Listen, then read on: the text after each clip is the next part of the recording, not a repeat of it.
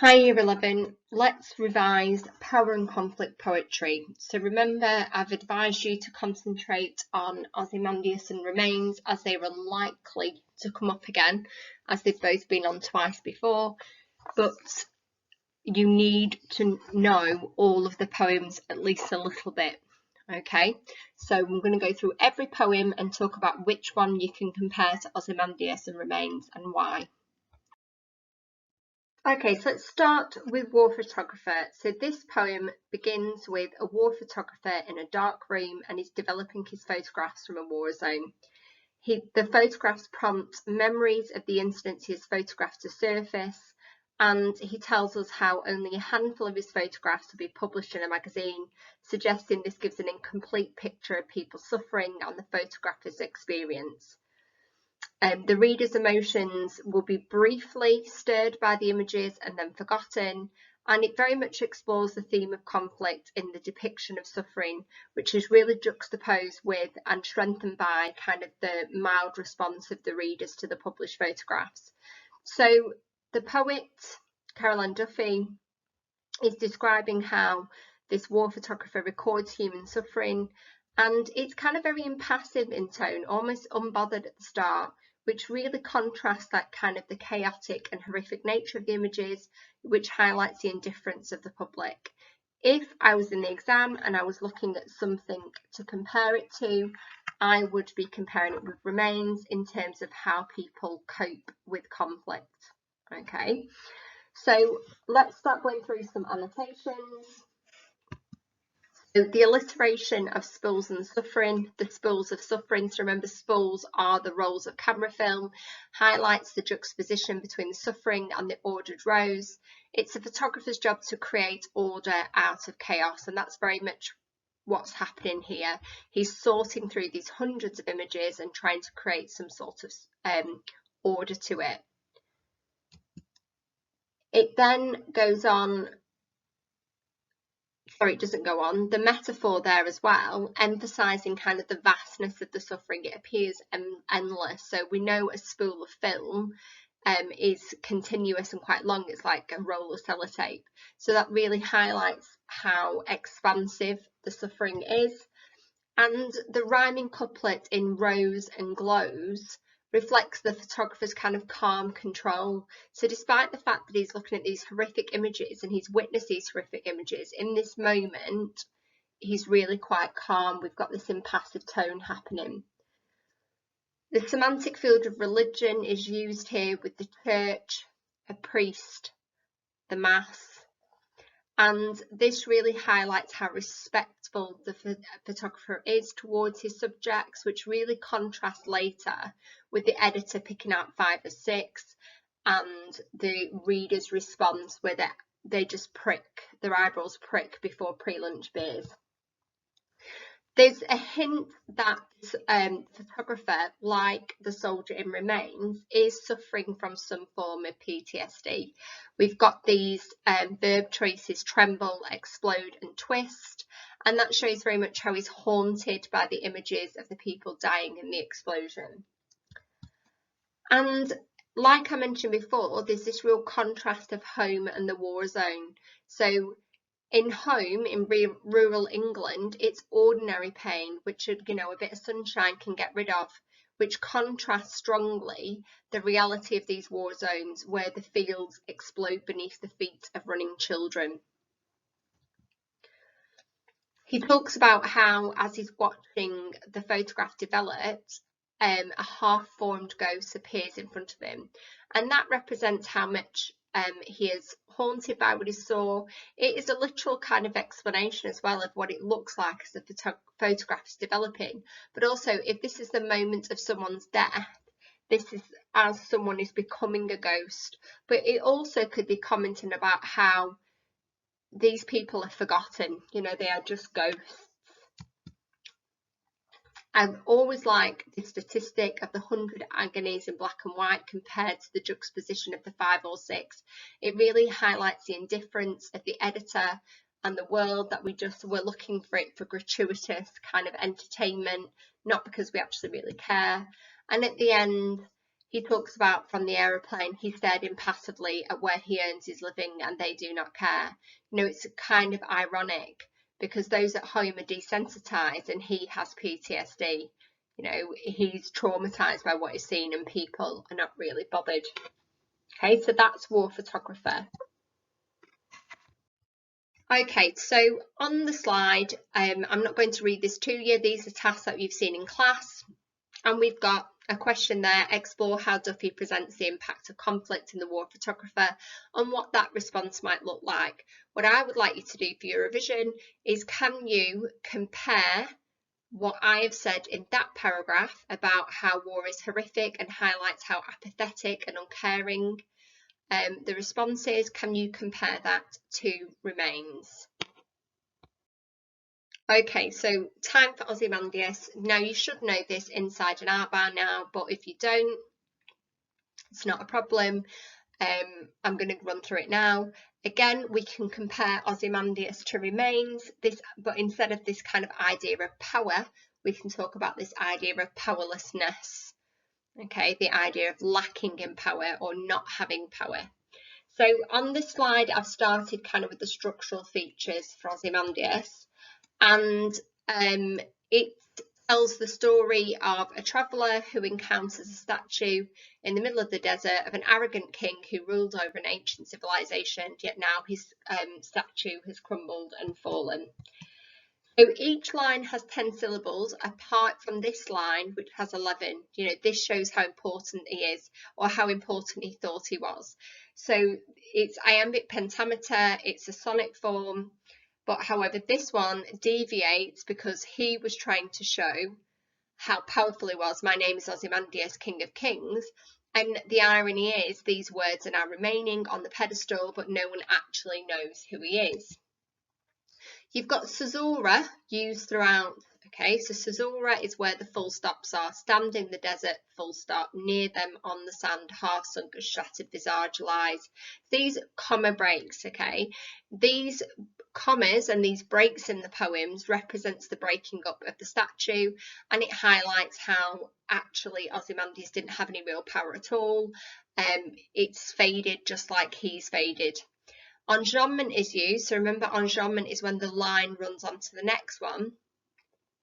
And when it's used alongside the caesura there, it creates this uneven pattern and shows how nothing lasts forever. It also represents the uneven surfaces of the statue itself. Let's look at some of the key language features. There is what we call imperfect rhyme, so it's words that almost rhyme but don't fully. So this supports this theme of decay and corruption. Right. And we've got this semantic field of deterioration and decay throughout the poem. The shattered, lifeless remains, decay, wreck that are running through. Shows how, you know, despite his arrogance, he doesn't actually have any power. We all know what the sea sound stands for, and we've got this plosive sea and wrinkled lip and sneer of cold command, and this harsh sound in alliteration really highlights his cruelty. And this line here, tell that it's sculptor well those passions red which yet survive. So again, this highlights kind of the transience of political regimes. Ozymandias' passions, his arrogance survive in the ruined statue, but his works do not.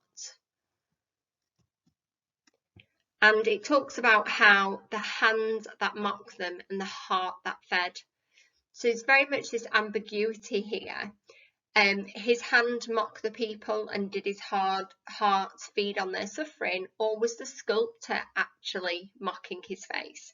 So it's a bit of ambiguity as to what's actually happening here.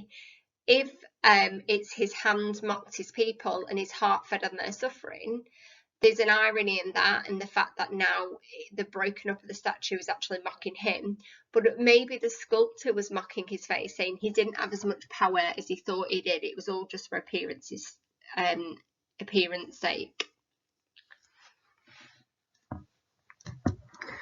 My name is Ozymandias, King of Kings. And again, this really picks out the power of nature and against the weakness of man. So he says he's the king of kings, but the final line tells us the lone and level sands stretch far away. So the power of the nature of the desert endures, but Ozymandias' power does not, it fades. The imperative verb there, look on my works, ye mighty, and despair. It suggests his power and arrogance. And finally, the alliteration of boundless and bare highlights this image of a vast and unforgiving desert in which the fallen statue lies shattered and forgotten. So if I was comparing this to Remains, I could very much look at the kind of the voice that we hear from the two men in the poem. So Ozymandias and the soldier, both are kind of arrogant at the start. We see this through the 11 syllables in My Name is Ozymandias, King of Kings, and the colloquial tone in Remains of me and me mates, me mates, me mates. We can talk about how ultimately man is weak and is, you know, eventually will fall, and that happens in both poems. So that's Ozymandias. Okay, so as on the previous poem, there is a slide here with the paragraph I've written about the power in Ozymandias. What I would like you to do for your revision is complete that paragraph and then compare it to a poem of your choosing. Pick another poem and talk about how power is shown. Okay, so let's move on to Cassie's favourite poem, My Last Duchess. We've looked at this quite recently, so none of this should be a shock to you. So you can compare this one nicely to Ozymandias. You can talk about the abuse of power, kind of in the Romantic era, and how this arrogant voice that was going on. So the poem is written as a duke. It's a dramatic monologue who is describing a portrait of his former wife. He is disappointed by his wife for not appreciating his status, and he hints that he murdered her because of it. So the mood of the tone is very aggressive and very similar to kind of the arrogant voice in Ozymandias, and the theme of power is clear, with the duke appearing ruthless as he murdered his wife for being disrespectful. So let's start with My Last Duchess here. My Last Duchess, that's My Last Duchess painted on the wall. So the possessive pronouns that run throughout of my and she suggest the Duke sees his wife as a possession. You know, the pronoun she is used throughout. She's never named. It depersonalizing her. The only name that we get from her is very much My Last Duchess, like he's the Duke, she's the Duchess. Her identity solely exists in light of him. It's very much about his control, similar to Ozymandias, look at me, you mighty, in despair, in the sense that since none puts by the curtain I've drawn for you but I, the Duke desires very much to be in control and wants to feel powerful. Throughout the poem, there are these hints that she's died.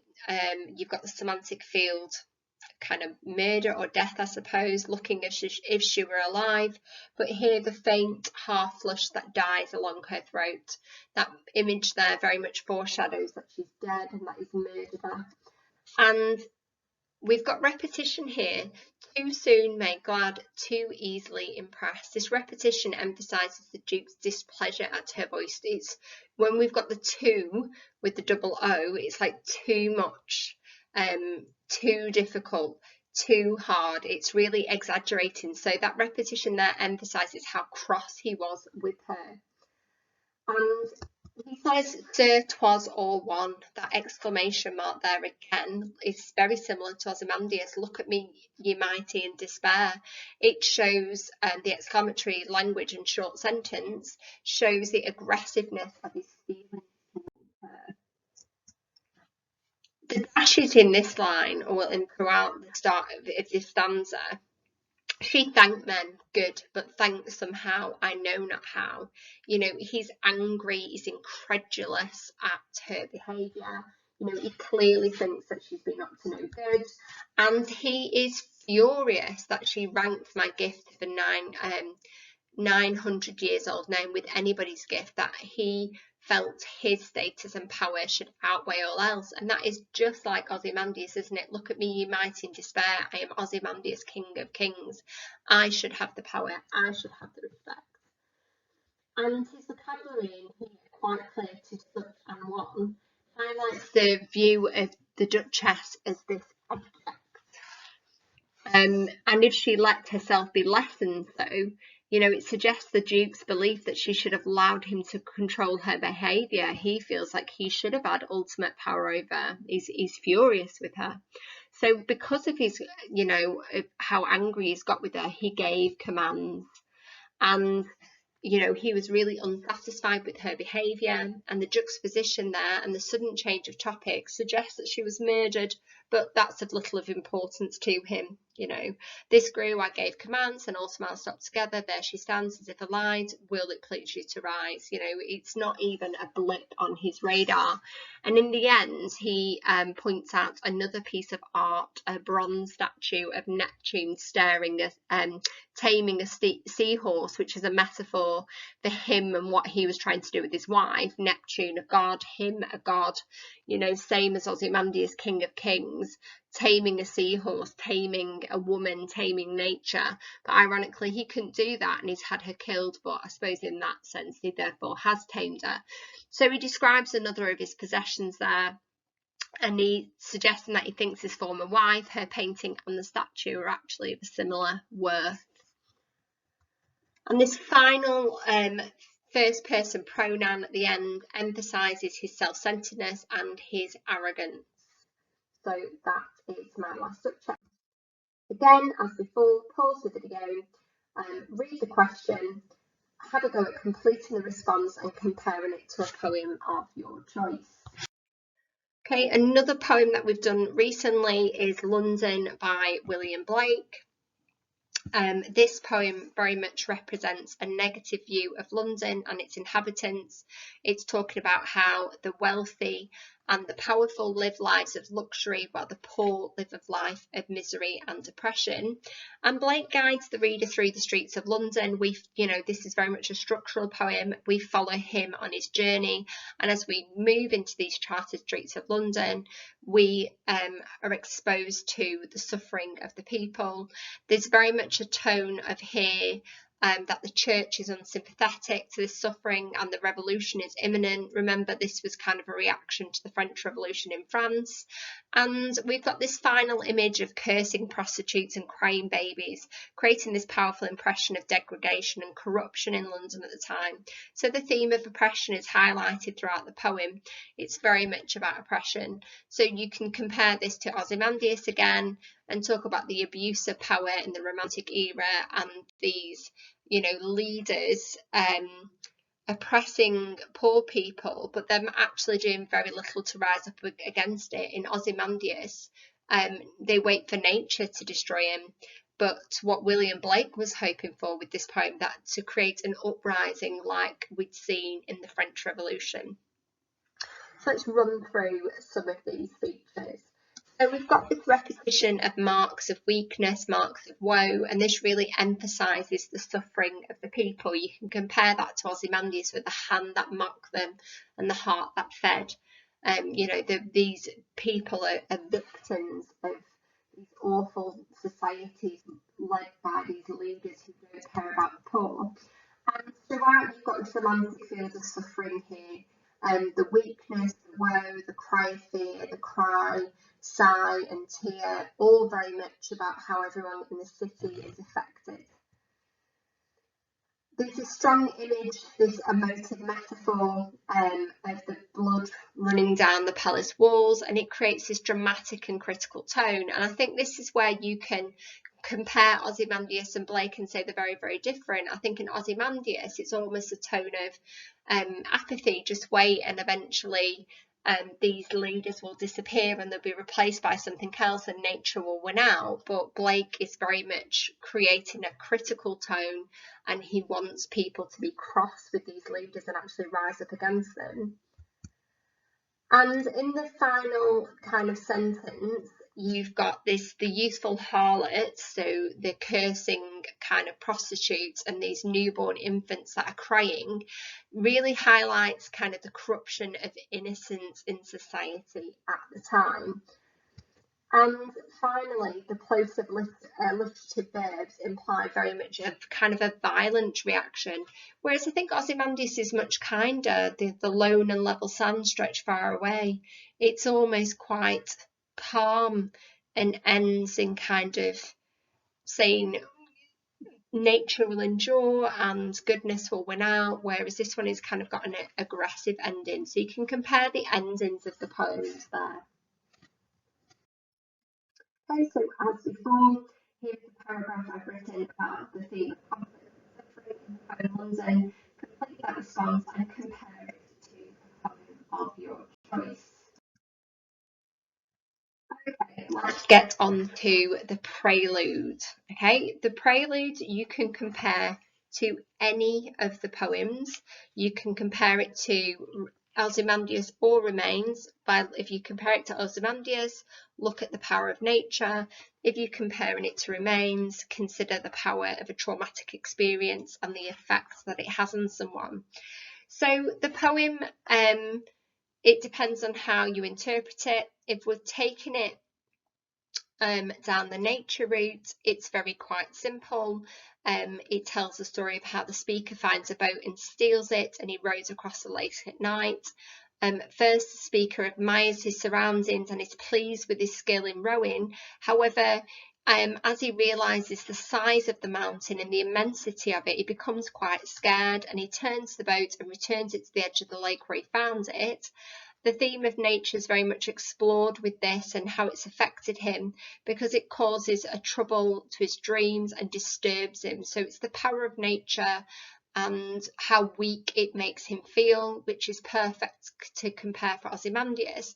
If we look at the other interpretation of it, this idea that actually the mountain is a metaphor for an encounter with a woman or a partner, and how he's stolen off in the middle of the night to meet a girl and he's engaged with her, but actually in the moment it's not gone as quite as smoothly as he wishes, and it's this moment he feels like God has turned his back on him because he's committed this awful sin, and that bothers him for some time. You can talk about the power of experience, the power of trauma on a person and how it can affect that. Okay, so you've got the personification of nature there, one summer evening led by her.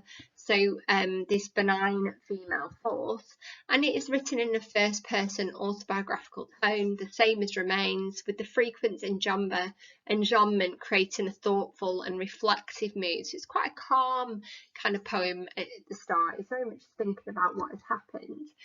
And he talks about how untroubled pleasure, nor without the voice of mountain echoes.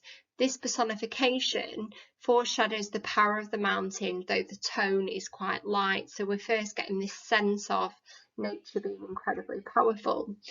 Nature, very much like in Ozymandias, is transient. So until they melted all into one track of sparkling light and nothing but the stars and the grey sky. And it's very similar, the vastness of nature and how nature will move and it will change. And this lovely simile here, where he went heaving through the water like a swan, it suggests that it's kind of this apparently effortless movement, but also I always think the word heaving is interesting here. It's not elegant, is it? If this is a romantic encounter, he's having difficulty.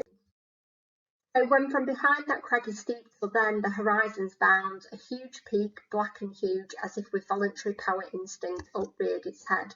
So this repetition of huge there, emphasising the speaker's fear, nature, or this encounter is no longer just benign, it's now very much threatening. This moment is intimidating. So he struck and struck again, and growing still in stature. This harsh consonant sounds of the struck and struck again highlights his repetition and suggests his fear and his helplessness. And he tries to escape, but this fear, this mountain strode after him. So personification is used again to create the sense of threat threat that nature presents. And he works with the dim and undetermined. You know, he's uncertain. He feels like he's in the dark, and he actually, it's very laid back, isn't it? The hunger darkness, call it solitude of like desertion. He feels like he's been abandoned by God. He realises how small he is in the grand scheme of things. And he's very depressed by this. You've got the semantic field of depression, the darkness, the solitude, the desertion, and it shows the effect that this encounter has had on our narrator. And then finally, look at the final line of the poem. You can always talk about that. Slowly through the mind by day, and we're troubled to my dreams. How imagination is incredibly powerful. So as before, I've got a paragraph there about exploring nature's power. Complete that response and compare it to a poem of your choice. Okay, so look at Exposure by Wilfred Owen. You can easily compare this one with Remains because this is about the soldier's experience. And Exposure was written by Wilfred Owen, and it's got two meanings, that title. He's exposing kind of the manipulation that they went through to get them to sign up, but he's also talking about the cold. So it's about the experience of a group of soldiers in the trenches, and the soldiers are not actually involved in war at this point. They are waiting in the trenches, listening for any sound that they may be called up to fight, but in the meantime they're actually freezing to death. You know, they're under attack by the weather. And at night, frost comes in and settles on them. Some die, and they wake up to having to bury these bodies. And it's very much about the aggressive kind of depiction of nature. So I suppose you can compare this to the Prelude as well. But also the kind of the mood. So it starts off with our brains ache and how wearied we keep awake, and low drooping flares confused, they're worried, they're curious, they're nervous. So you've very much got this semantic field of exhaustion. It contrasts greatly, doesn't it, with Remains, where Remains opens kind of enthusiastically and quite lively and colloquial. These soldiers are, you know, deeply traumatized by the effects of the weather and the situation that they're in. And the weather is actually trying to kill them. It's the personification of the wind that knives us. You know, the weather is the enemy here, not actually the war. And I suppose that's interesting as well in terms of Remains. It's his memory that is the trauma in Remains, whereas here it's the weather. We've got two similes in the stanza 2. Watching, we hear the mad gust tugging on the wire, like twitching agonies of men, like a dull rumour of some other war. So simile 1 highlights the strength of the wind, and simile 2 suggests that the sound of gunfire has become so constant that they barely notice it. The colour imagery in this line attacks once more in ranks on shivering ranks of grey. They are the ranks of grey. So the colour symbolism, the grey of the clouds, links to the grey of the German uniform. And it's just a very, I suppose in terms of tone, it's a very depressed kind of poem, lacking in colour. You think the snow's white, the clouds are grey. It's all very, I suppose it's interesting that actually, kind of showing that, and you know, it's very black and white, this war. It's the weather that's going to kill them. And throughout we've got the repetition, but nothing happens. It appears at the end of the stanzas, and it highlights the monotony and the pointlessness of their lives. And we've got this sudden successive flights of bullets streak the silence. The alliteration emphasises the harsh and sudden sound of the guns. With sidelong flowing flakes that flock, the alliteration makes the snow sound endless. And I think here this very much ties into Remains. He's in this kind of loop, he bursts again, sleep, and it's all this repetition, the cyclical structure. It's very similar here. It sounds endless and pointless and monotonous. It's not got the same kind of frightened tone as Remains, but it does have that sense of we're repeating the same thing over and over. Okay, so this one opens with the pale flakes with finger in stealth come feeling for our faces, delivering, continuing with the idea that the weather is sinister and it's coming, it's personifying it, that it's coming to attack them. And we've got this line that I always say doesn't sound quite right. We cringe in holes back on forgotten dreams and stare snow days deep into grassy ditches, so we drowse sun doze. The sibilance there, this sound, highlights that they are barely conscious, the days and doze, this sound. You know, they're drifting in and out of consciousness. They are literally freezing to death. And in that moment, they're going back to where it's warm at home. And that's actually one of the signs of hypothermia, when you're no longer feeling the cold. And they've got that little dash there where their brain actually kind of interrupts and says, like, oh, are we dying now? Is this why we feel okay? So we've got this semantic field and this metaphor of death, you know, that shows that they are closer to death than alive. So when their ghosts drag home, it's in their minds as they are freezing to death. The self in sleep or whatever they're doing kind of heads home. You know, they're on the way to death in this moment. But unfortunately, the doors are closed. You know, the caesura there, the colon and the dash really reflects that they can't return to this life. They can't go home. You know, the punctuation acts like a barrier and they have to return to their reality. So they go back to dying. They're never going to escape this. And it's this religious imagery there, this for God's invincible spring, for love of God seems dying, and there's a manipulation there, the angry kind of for love of God. You know, they've lost faith due to the war, and they're kind of questioning whether God has abandoned them. And then finally, this, again, we can always talk about the final sentence, pauses over half-known faces, all the eyes are ice, but nothing happens. They're stuck in this inevitable loop, which is just like Remains, isn't it, where it's cyclical, it just goes round and round and round and round with no escape.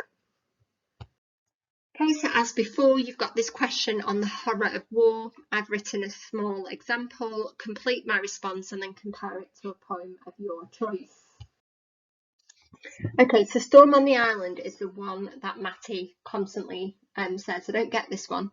And it's actually quite a straightforward poem. You can compare it to Ozymandias. It's about the power of, you know, man versus nature. And the poet describes the experience of being in a cliff-top cottage on an island in Ireland during a storm. So firstly, just get this into your head. It refers to these isolated cottages in Ireland's exposed coastline. So kind of, you know, in the middle of nowhere. And Heaney, who is an Irish poet, describes the island's stormy weather, but the violent imagery suggests this reflects Ireland's troubled history. So this has kind of got two meanings, this. So it is just about the weather and the people, but also it reflects the difficulty that Ireland has gone through, you know, with the Good Friday Agreement and the invasion of the British and the separation of Northern Ireland and the west of Ireland and so on and so forth. So the theme of power is explored in this poem. In the strength of the conflict between the storm and the buildings, the speaker describes how the community's houses are built to withstand stormy weather. However, the landscape is wide open, so buildings are isolated with nothing to deflect the winds or storms, and they're kind of left there exposed. The sea is also aggressive and savage, which adds to the sense of this being very much a vulnerable place. And then finally, at the end of the poem, he compares the winds and the air to gunfire, but also suggests it's like the vacuum created by an explosion, reminding the reader of the political context. So remember, Ireland is no stranger to bombs and bomb attacks, particularly when this poem was written, because it was written at the start of the Troubles in Northern Ireland. And we've talked about this before. The main government building is called Stormont, so it could be read as a political allegory as well, which talks about violence. So even though it's a nature poem, you could compare it to Remains, kind of in terms of the violence that's going on, because it is also a war poem as such. Okay, so we are prepared. This collective pronoun emphasises how defiance and the sense of community. Very similar to remains, I suppose. We are prepared. You know, we, it's this collective community feel that remains has at the start as well. And they talk about how they build the houses squat. So the personification of the buildings, the structure of the buildings are unpleasant, but they are built for survival. So unlike Ozymandias' grandiose statue, these buildings are built small and little to survive, which is probably why they're there hundreds of years later, as while Ozymandias' statue was being broken into tiny pieces. So on in the environment, there's nothing there. There are no stacks or stucks that can be lost. So there's no big stacks of hay. It's very barren. There's nothing can be ruined. And I suppose, again, it's like the lone and level sands in Ozymandias there, which might prove full company when it blows full blast, you know what I mean. So the plosive B sound and the warlike imagery, the storm is powerful and destructive. You could compare that to the semantic field of decay in Ozymandias. You could also talk about the sounds that feature in Remains. You know, when the bullets are going through the young man, it all depends on which poem you want to compare it to. So you know what I mean. Leaves and branches can raise a tragic chorus in a gale. So there's this direct pronoun. We reflect on our own experience. We're thinking about what we know. Do we know? Can we think of a storm that's been really bad? Can we think of a situation of war? It depends on our lived experience there as to what we compare it to. And the tragic chorus in a gale, it's from the Greek tragedy. A chorus is the people that explains events. They are the group of actors who explain the tragic, you know, events of the devastating storm. We've got this oxymoron there, how the sea explodes comfortably down on the cliffs, but no, when it begins, the flung spray hits the windows, spits like a tame cat. So this oxymoron there of exploding comfortably contrasts the idea of fear and safety. It makes it sound dangerous and very deadly. Okay, so it starts like a tame cat, but then it turns savage. And that enjambment there focuses on how the weather changes like the cat into chaos. So we've got a volta there, haven't we? This switch of the poem. So you could compare that switch in Remains if you so chose.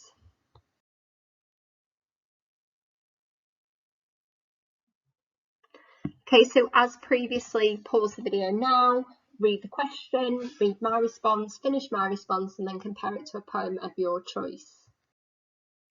Okay, so Charge of the Light Brigade is a lovely, easy poem. The poem describes a charge made by the British Army during the Crimean War. The brigade's commanders made a tactical error due to the miscommunication, and more than 2/3 of the brigade were killed or wounded. The poem, which celebrates the men's bravery in unquestionably obeying orders, was published 6 weeks after the charge. So Alfred Lord Tennyson here very much is kind of criticising the situation without actually directly saying it, because you weren't allowed to criticise the government and the army at the time. You can compare it again with Remains and talk about the soldiers' experience and the abuse of power. So we've got this Road the 600 throughout, this strong repetition of rhythm and rhyme, which makes the poem really memorable. It's almost like a hymn or an ode. And there is the allusion to Psalm 23, which highlights the deadly nature of the conflict into the Valley of Death. So, you know, immediately these people were going to die. The use of dialogue in Forward the Light Brigade charged for the guns, he said, suggests that the narrator was an eyewitness, implying that this is very much an accurate account. So this was published in a newspaper, you know, after the event when it got back. And Forward the Light Brigade, they head off because theirs was not to make reply, theirs is not to reason why, and it emphasises the soldier's sense of duty and bravery. And I suppose you can compare that to Remain, can't you? That they, all three of us, three of a kind, let fly, that's what they were supposed to do. But afterwards, when he's home, he questions that. And I think that's what Alfred Lord Tennyson is doing here. He's questioning why they did that. You know, this idea of theirs but to do and die, about the idea of power and status. Soldiers have no choice but to follow orders, and there's very much the sense of that in Remains as well. They are vastly outnumbered though.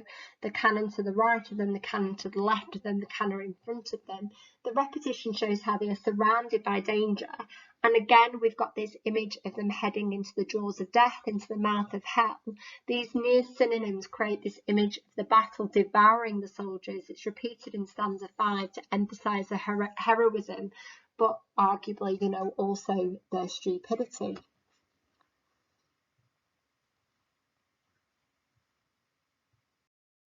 Okay, so they flashed all their sabres there, they flashed as they turned in air, sabring the gunners there, charging an army, wow. So the imagery of sight as well as sound, we've got these violent sounding verbs highlighting how brave they are, but they reeled from the sabre strokes, shattered and sundered. You know, this is the attitudes to war. It suggests the soldiers' bravery and the physicality of the battle. And we've got this repetition across the line break, then they rode back, but not the 600, creates this very dramatic pause which slows the pace as the outcome of the charge is revealed. Because remember, this is imitating kind of the galloping of the horses as they head forward. They're stormed at with shot and shell while horse and hero fell. You've got this dactylictic diameter there which replicates the sound of the horse's galloping hooves. Okay, so all that was left of them, left of the 600. The repetition of left emphasizes the huge loss of men. And in the final lines there, because we can always talk about the final lines, we honour the charge they made, honour the light brigade, the noble 600. So this directs the audience response through the imperative verb and the adjective. This is the impression of the soldiers we are supposed to leave with. I'm not convinced that is the impression that Alfred Tennyson wanted to have, but we're very much supposed to, you know, feel that they were brave but also equally stupid at the same time. And I think this is a really nice one to compare to Remains. Okay, so as previously, read the question, read my response, complete my response and compare it to a poem of your choice. Okay, so let's have a look at Bayonet Charge by Ted Hughes. So we have done this one recently, and the poem describes how a bayonet charge, which is when soldiers run towards the enemy with a bayonet, which is kind of knife fixed to the barrel of their guns. This was a common method of attack during the First World War. The poem is focused on the experience of one particular soldier, and this soldier is charging through rifle fire towards the enemy with his bayonet fixed ahead, and the soldier stops in mid-charge. He's unsure why he's running, and he starts questioning the purpose of this war. And in front of him in that moment, he sees a hare on the battlefield, and it's basically shot at and it's dying in front of him. And the sight of the hare shocks the soldier into charging again, and he's apparently running in panic to escape the rifle fire. So there's very much the theme of powerlessness in this one, and it's perfect to compare to Remains in terms of the soldier's experience. He does not understand what he is doing or why. He is just part of this cold clockwork of the stars and the nations that control his life and death. So he doesn't seem to really understand the severity of the situation, which is very similar to the narrator in Remains. So we've got these 3 stanzas which break the action into 3 acts: the running, the stillness, and running again. So the middle bit is the moment kind of he watches this rabbit, you know, die in front of him, and it foreshadows his own imminent death. So suddenly he woke and was running raw in raw, seeing hot khaki. The illustration there adds emphasis and highlights the rhythm of his running. And we've got the surprising verb, and that is being dazzled with rifle fire, which shows not only what it looks like, but also the difficulty and confusion of what he's going through. And the bullets are smacking the belly out of the air, and this metaphor evokes physical violence. We can literally hear what that would sound like, and again it creates a sense of foreshadowing and foreboding, as this is potentially how he's going to die himself. It talks about his clothes, how they are hot khaki, he sweats heavy, and this sensory image creates this sense of the soldier's physical experience and what he's going through in that moment. The final line of the stanza 1, the patriotic here that have brims in his eyes, sweating like molten iron from the centre of his chest. The simile there suggests the heat and the extreme pain, the horrific reality of war that eclipses heroic feelings. And I think with the kind of the plosive C sound of centre of his chest as well, perhaps suggests his anger.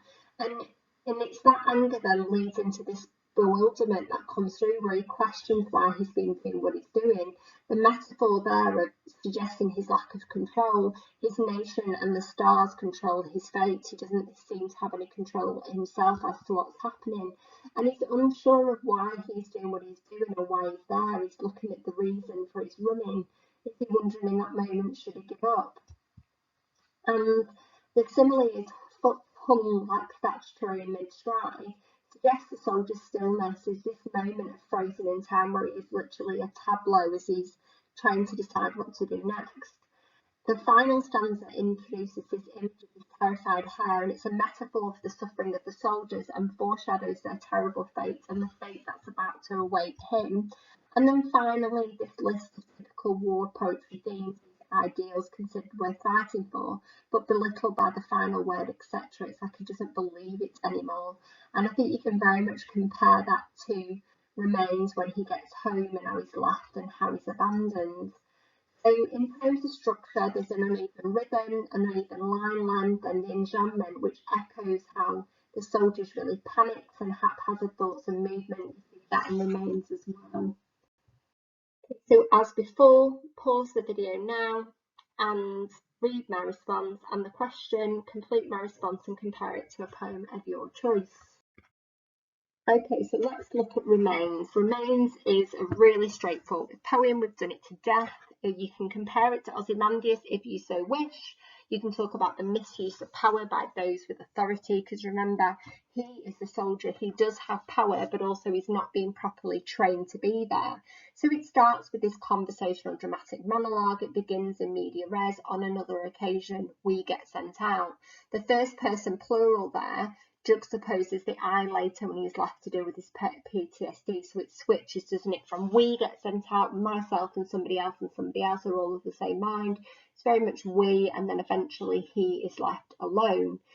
We've got how he talks about how he's tackling the looters raiding a bank, and this euphemism softens the harshness of the reality.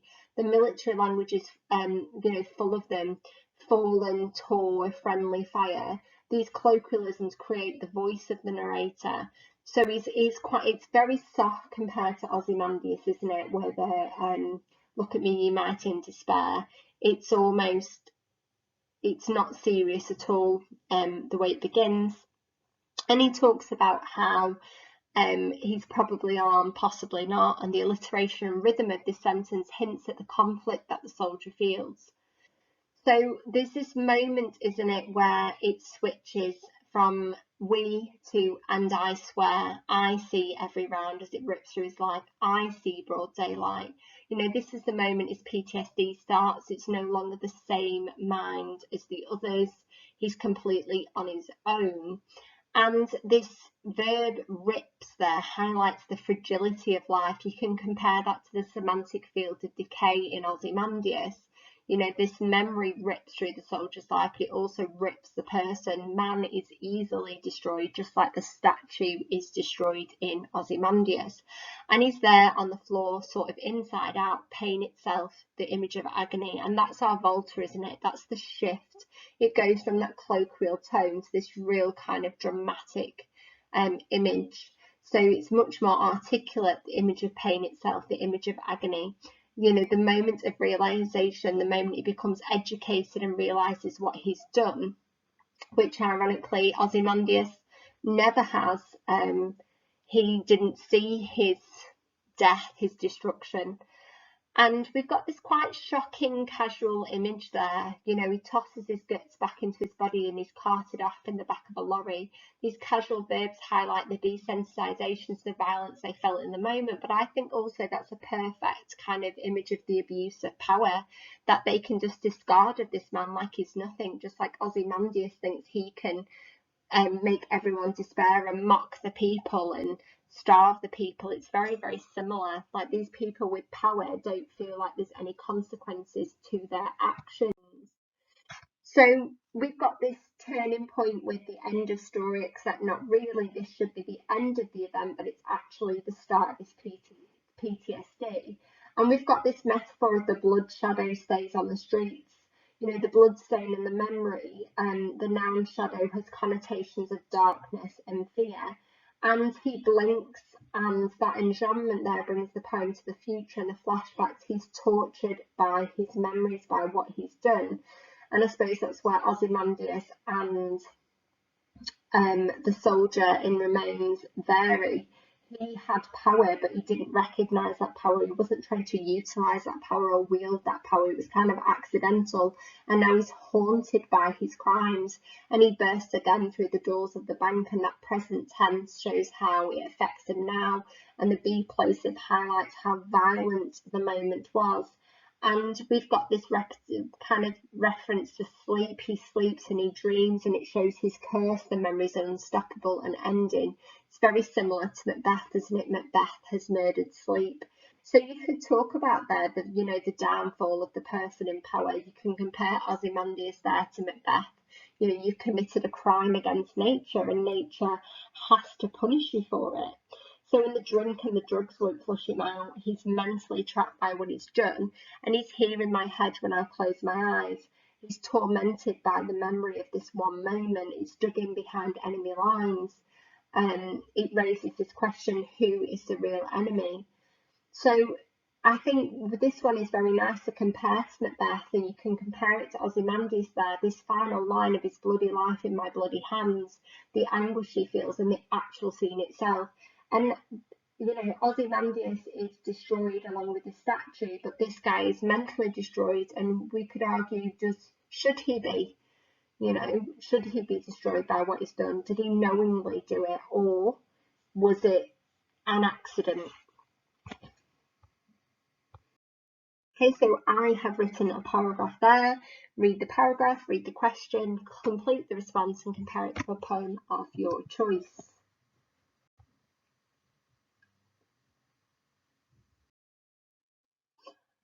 Okay, this is one of my favourite poems, and I'm saying that sarcastically. Let's have a look at Poppies.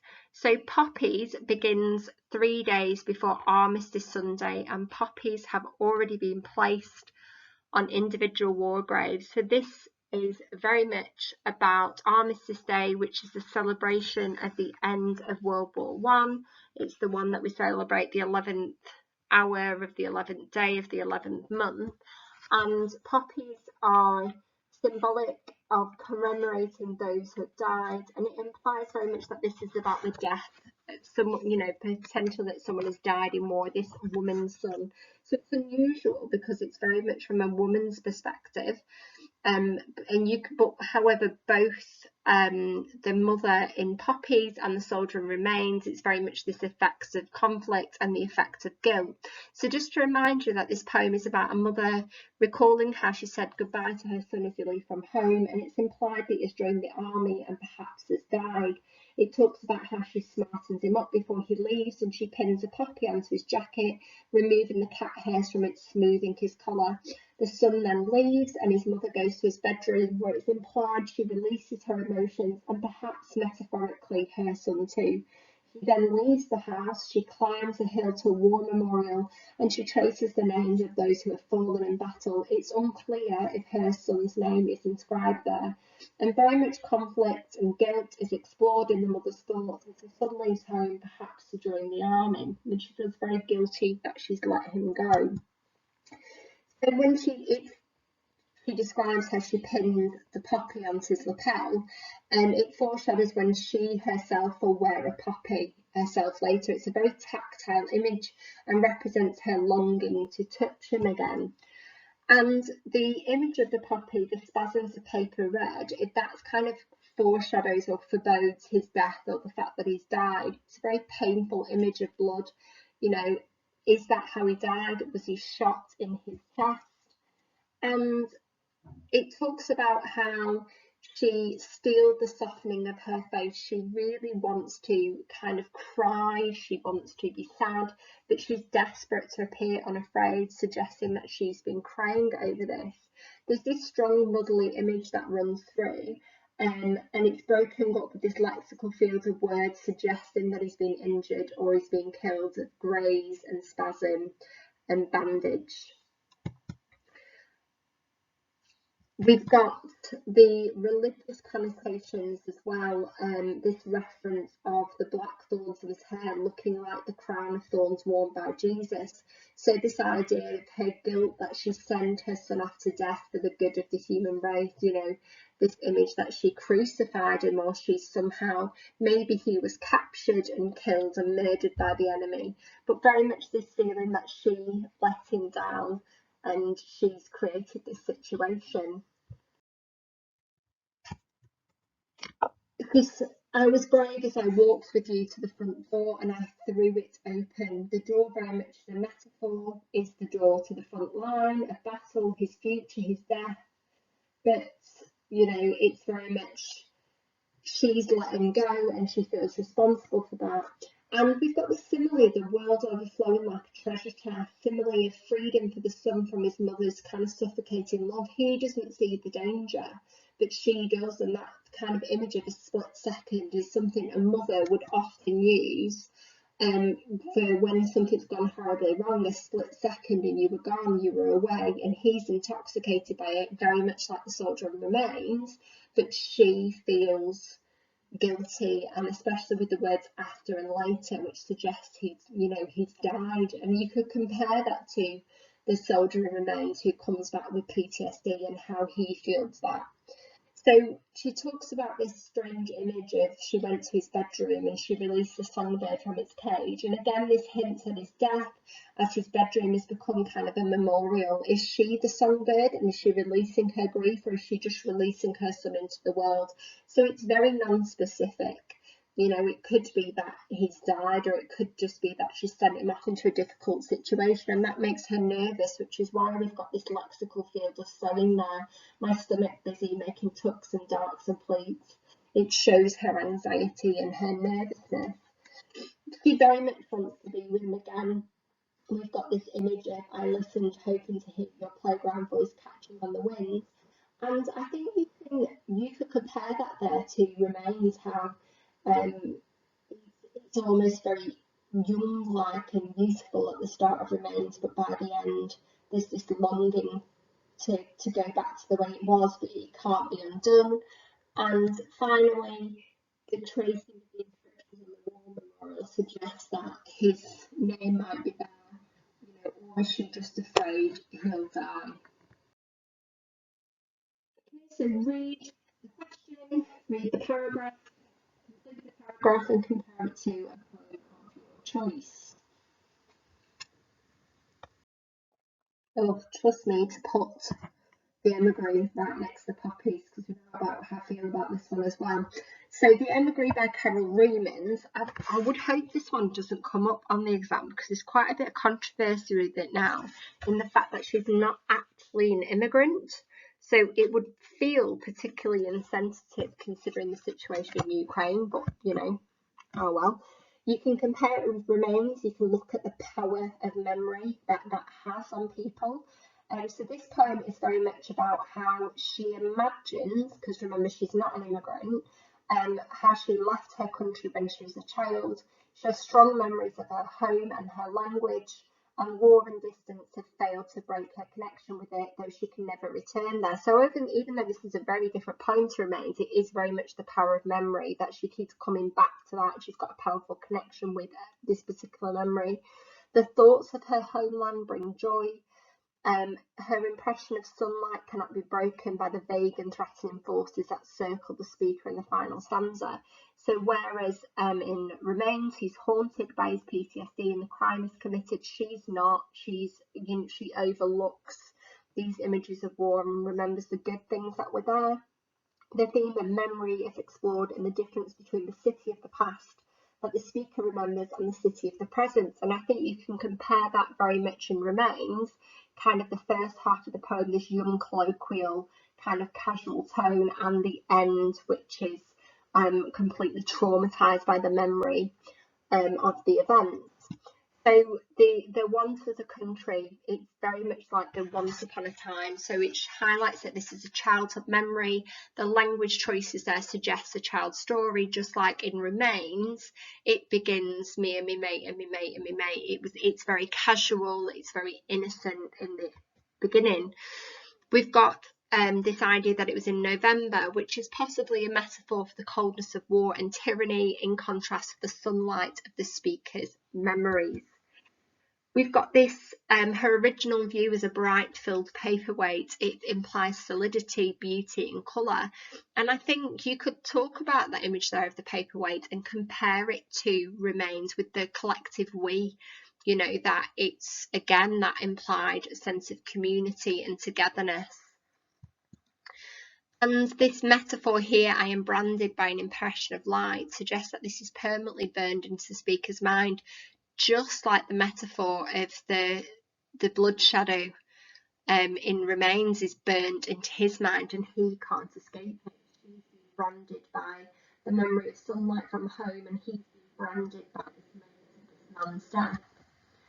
So the poem shows how the city was very light and pure and innocent, the white streets of the city, and in Remains, again, that is very similar. He's very light, pure and innocent at the start, so it's the city is presented that way and he's presented that way, but time rolls its tanks, the frontiers rise between us, and close like waves that a child's vocabulary are carried like a hollow doll. So similarly, our fragility recalls this image of an unbreakable paperweight from the previous stanzas. We've got the metaphor, but I can't get it off my tongue. It highlights her language is a permanent part of her. She's kind of haunted by her language, her original voice, just like the soldier in Remains is haunted by this event that happened to him. And we've got the repetition of sunlight again, now concludes each stanza. Warmth and brightness and joy that very much contrasts what's happening in Remains, which has got no kind of positivity whatsoever towards the end. She talks about how she has no passport, there's no way back at all, but my city comes to me and it's all in white plain, it lies down in front of me, my city takes me dancing. And she talks about in her dreams her city comes to her and provides positive memories, which again really contrasts Remains, where he is haunted by the memory, and she loves it. She loves this memory. She combs its hair and she loves its shining eyes, where he tries to flush it out with drink and drugs. The final line there makes it longer than stanza 1 and 2, giving emphasis to this final image, so it changes the structure of the poem. And my shadow falls as evidence of sunlight, and again, sunlight is this final image. We've got this vague pronoun as well. They accuse me of absence. We don't know who they are. You know, is it the people in this country saying going back to your own country, or is it the people from her home country saying come back? But you can compare the pronouns in this poem with the pronouns in Remains. Okay, so read the question, read the paragraph, complete the paragraph and compare it to a poem of your choice. Okay, so if we get tissue, you know that you are comparing it to Ozymandias. You're going to talk about the omnipotence of time, you know, the power of time and the man versus nature debate. Remember, this is basically a very modern Ozymandias. It's just an updated version of Ozymandias. So just to remind you, the poet explores the power and possibility in paper to alter things, to change things. The theme of power is shown in the power of paper to record and dominate our lives, despite, ironically, its fragility. The poet suggests the power of paper, record through the image of family, Quran, in which names and histories are recorded, and the poet implies the power and fragility of paper through the image of a map showing borders and landscape, but through which the sun shines. So again, the fragility of paper, the fragility of the statue. The poet links the physical power of human beings and paper implied through the living tissue and suggests it is greater than the arrogant permanence of buildings, which is exactly the same as Ozymandias. You know, nature outlasts, humans are fragile, and we need to remember that. Ozymandias clearly didn't remember that. So we begin with paper. So the link between paper and tissue. So that's how it starts off. So tissue is obviously very, very thin, paper's thicker, but however, paper lets the light shine. So just like in the Emigree, we've got the semantic field of light throughout. She's very much trying to shine a light on a message, the very same one that Shelley was trying to make in Ozymandias. He wanted us to understand the fragility of life, the power of nature, and the fact that we need to be, be more careful about human life. So we've got this modal verb of possibility there. This is what could alter things. So this, just like Shelley was trying to change the world with his poem and make people realise that tyrannical leaders will fall, this poet is trying to make us realise that we could alter things if we take what she's written on paper seriously. And these images of permanence and impermanence throughout. So again, man versus nature, nature will outlast, we are impermanent, so you know what I mean. So we've got these long sentences, and enjambment create this thoughtful and reflective mood. We are very much supposed to take a message from this poem. We are being addressed. There are very few personal pronouns throughout, which creates a very detached tone, but we are the people being spoken to. We're supposed to take on this message. And it talks about the Quran, because in the Quran they pass those down. It's not been translated into multiple languages, and it talks about how paper has power. It stores our precious family records. These are the things that we should value in society. And very much this kind of idea of life is short, but paper can endure for generations. So the statue of Ozymandias did not last, but paper does, because we tie it into human connections. Therefore, we protect it.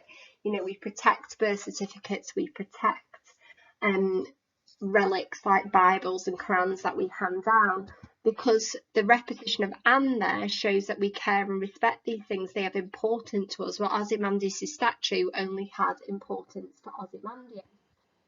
And we've got this comparison saying that if buildings were made out of paper, we might have look after them better. So the implied comparison there signals a developing link between fragile paper and permanent buildings. So Ozymandias thought his statue was permanent, but it's not. He wasn't loved as a leader, therefore he wasn't looked after. In the lines here, the marks that rivers make, roads, rail tracks, mountain folds, the alliteration of R and M emphasise and link the permanence of the natural world and human activity. So the fine slips from grocery shops. The adjective there suggests the thinness and fragility, in contrast to the power of paper and money to control our lives. And again, another paper images, the simile there, like paper kites. The image of a paper kite in the simile highlights the fragility and power of paper. So she's just saying the same thing over and over. Just like Ozymandias has got the semantic field of decay, she is emphasising the fragility of paper throughout. An architect could use all this, place layer over layer, luminous script over numbers over line, and never wish to build again with brick. The repetition of over creates the impression of building with layers of paper, saying that actually we would, if we did that, we would look after it more. That our buildings are actually just human arrogance. So we could talk about the statue of Ozymandias and our capitals and monoliths, the shapes that prides can make. We build these buildings to last, yet we're not looking after what's actually important, which is what goes into the living tissue.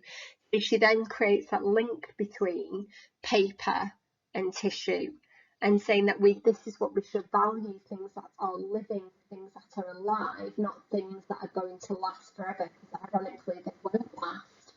And razor structure never meant to last. because we are never meant to last. So we smooth and we stroke and we thin to be transparent. You know, we look after ourselves, because we recognise that we're fragile. Finally, he's creating the link. I think the whole poem is very much about the link between just trying to say paper, we look after paper, therefore we should look after human life, and it's a play on words with tissue. Okay, so read the question, read the paragraph, compare it to a poem of your choice. Okay, let's have a look at Kamikaze. I think I've only got another poem to go after this one. We are almost there. So Kamikaze is written from an unusual perspective. It's not the voice of the Kamikaze pilot, it's his daughter. So if we remember that during the Second World War, a Japanese kamikaze, which kamikaze means divine or spirit wind, pilots were sent on suicide missions to crash their planes into the enemy's navy vessels. This was considered much more effective than any other form of attack. So very much this poem is about a girl talking about how her father was sent on a kamikaze mission, and she imagines that her father saw the fishing boats as he flew over the sea and was reminded his family, and therefore that prompted him to turn his plane around and fly back home, failing in his mission. However, because of the beliefs about, you know, honour in Japan after the Second World War, it was highly valued, and therefore those who turned back and were considered to have behaved dishonourably, and they were regarded as shameful. So when he returns home, his wife and neighbours did not speak in his presence again. His children soon learned to do the same, and he's completely abandoned. So it's very much this one about the idea of what it means to be a soldier, and you know how we view that. So you can compare it with Ozymandias in terms of the inevitability of fate, or you can talk about Remains for the perspective of a soldier who feels guilt. I think Remains would be the easier option in this instance. So we've got this, our opening. Her father embarked at sunrise with a flask of water, a samurai sword in the cockpit, a shaven head full of powerful incantations. So there's ambiguity in this sentence. It may refer to propaganda, you know, prayers, or his own thoughts. Okay, so at this moment as he set off, did he believe in those things? Is he kind of the, not necessarily arrogant, but the kind of soldier that we see in Remains, quite confident is what he's doing as he heads into this one-way journey into history? You know, was he okay with this journey to certain death, or, you know, was it the chance to be remembered and respected after your death? The shift there to the enjambment to but, okay, that's a very smooth shift in focus, and that's used but halfway there, she thought. So she adds on the detail, and she recounts it later to her children, and this is kind of the story that's been told. She's plugging in the gaps, and again, this is the same as Remains. He's filling in the gaps, you know, three of a kind, let him fly, all of the same mind. Like, is that actually what happened, or is he just telling himself a story, possibly armed, probably not? And it talks about how this one event, just like in Remains, has this long-term impact, and that affects future generations in this poem. She imagines and interprets his reason. He must have looked far down. He must have done this. This is the only answer. And is that what's going on in Remains? Probably armed, possibly not. Possibly armed, probably not. And he's looking down at the little fishing boat strung out like bunting, and this similarly evokes this kind of image of celebration. Okay, it's almost a happy image. Is it that's supposed to be celebrating what he's doing, or is it because he realises that life is to be celebrated and he turns back? It's completely up to you what your interpretation is there. So underneath them, arcing in sways like a huge flag, the simile there suggests patriotism, pride, or celebration. So I think very much those images, as he looks down, were celebrating him going off to his death. You know, remember, this was a great honour to be a kamikaze pilot. However, these kind of images below him actually have another effect, and he remembers how he and his brother waiting on the shore, cairns of pearl grey pebbles. The power of his memory makes him want to turn around. He remembers a childhood memory. So you can talk about the power of memory in Kamikaze and the power of memory in Remains. And it's these kind of images that show how close he was to his family, but also it also highlights the fragility of it. So he's close, but as soon as he turns back, his family is destroyed. So we've got these italics here, and we very much shift the daughter's voice there, and she's talking to her children. Yes, grandfather's boat, say to the shore, salt sodden awash with cloud-marked mackerel, black crabs, feathery prawns. So it reminds us that she is telling the story, she is filling in the gaps, and she is a storyteller. She doesn't actually know the answer. Okay, so we come into, her voice, and she describes the richness of nature and the richness of the sea life. But we've got this image of the tuna, the dark prince, muscular and dangerous. So this richly described image of the family unit, and then an abrupt change in voice, I suppose, of Walter, describing the father's rejection by his family. So he's the dark prince. He's dangerous to them because he's gone against the Kamikaze kind of law.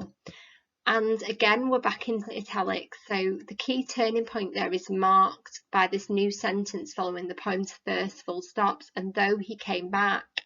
So, this is where he turned around. This is the moment his life changed. They treated him as though he no longer interested. I think always in that pronoun is really interesting. They treated him, because she did the same. But there was very much this culture of shaming those who dishonour their families and themselves. And he ends up very isolated and alone, just like the soldier in Remains. And they too conform to society's expectations. We too learn to be silent. The daughter implies that her implies empathy for a shunned father. This was no longer the father that we loved, that she did love him, but now because of societal expectations, she can't love him anymore. And sometimes she said he must have wondered which had been the better way to die. That must have been what her mother had told us. So he had a choice of being alienated and shunned, a metaphorical social death or a literal death. And I think that's very similar to Remains. Did he have a choice? Did he have to just do what he was told? Okay, so read the question, read the paragraph, finish the paragraph and compare it to a poem of your choice. Okay, finally, checking out me history. You are going to compare this one with Ozymandias, because it's very much about the misuse of power by those with authority. So this poem is written in a distinctly Caribbean voice. It identifies a people's history as being central to their understanding of their cultural identity and heritage. So it starts with this phonetic spelling of dem tell me, dem tell me. So we very much hear this Caribbean dialect, and it creates a clear voice and identity of our speaker. And the pronoun there, though, dem tell me, it creates this kind of feeling of us and them, those in power, as this faceless and nameless force. And this history is very much a construction put together by those faceless powers. Dem tell me what dem want to tell me. So they put it together in order to bandage up my eye, blind me to his own history, hide his history from him. And that metaphor there, the bandage up my eye, blinds me, suggests that being denied your own history is actually disabling. It actually limits you. And the me own history, the possessive pronoun there, suggests ownership of history and identity and how important it is. So by not having that sense of his own identity and his own sense of history, he's actually being disabled, he's actually being blinded to what he's supposed to know. We've got the repetition of dem tell me there, and it shows how he feels that the British education system drills young people with history. Dem tell me about 1066 and all that. So British history is actually just a set of dates that everyone's expected to know and reference. You know, like the reference to Dick Whittington there suggests that British history is as unreliable as folk tales. And I suppose we can compare that to Ozymandias with, I met a traveller from an ancient land, that this story may not be exactly true. We can't necessarily trust it because it's happened so far away. It's unreliable. And this but Toussaint L'Ouverture, no, dem never tell me about that. And this is very much talk about power is maintained by keeping people ignorant of some aspects of history by controlling it. And we can talk about that with Ozymandias, can't we? My name is Ozymandias, king of kings, look on me ye mighty in despair. He's trying to control history by erecting his statue, by teaching people what he wants them to know. And tell me about the man who discovered the balloon and the cow who jumped over the moon. This dry, factual style for British history contrasts with the rich imagery of Caribbean history. So, like, it's boring, them tell me about the man who discovered the moon. But if you look at the description of Toussaint, a slave with vision lit back, Napoleon battalion and first Black Republican born Toussaint de Thorn to do, it's almost like, it's lyrical, it's lovely, it sounds amazing. Where British history just sounds dull. And this kind of loose rhyme scheme, the balloon, moon, maroon, and free verses used throughout the whole poem. However, this insistent rhyme here creates a mocking effect. It's like almost like as if you were telling me about this stuff. Like, why do I need to know? Why do I need to know about the man who discovered the balloon? Why is that important? We've got this italic and indent here, Nanny Seafar Woman. So when it's italic and indented in, it highlights the Caribbean history and how it's written in a more lyrical style. It's beautiful, it's emotive. And the Caribbean heroes are all metaphorically linked to light, the fire woman, healing star, a yellow sunlight. So very much the Caribbean history is linked to light and him wanting to shine a light on his own history. The native Black history, the Caribs and the Zulus, is ignored, while white European figures like Nelson and Columbus have their, achievements promoted. And I suppose you could talk about that with Ozymandias and his statue. And he tells us about Mary Seacole, and that was a British Jamaican woman who pioneered the nursing of the wounded soldiers in the Crimean War. And she really struggled to get there, and she was right on the front line, and it was really dangerous. Yet no statues like Ozymandias had been erected, because Ozymandias promotes himself as king as kings, and white British history, Eurocentric history, promotes that as well. It's very, very similar. So we've got these metaphors of hope, though, however, this kind of a positive feeling. I think the end of Ozymandias and the end of checking out dim history, you can compare that. The metaphors of the healing star, a yellow sunrise, these ideas of things being rooted in nature and light. Both poems end on these images of nature, that nature will persevere and will show the true tales. And we've got this Volta in the end. Dem tell me what dem wants to tell me, but I'm checking out my own history. I carving out my identity. So the repetition of the pronouns there asserts how the speaker is taking control of his education, his identity. The metaphor of carving highlights how he will create his own identity from now on. So you can always talk about the tone at the end of the poems. Okay, finally, read the question, read the paragraph, complete the response, and compare it to a poem of your own choice.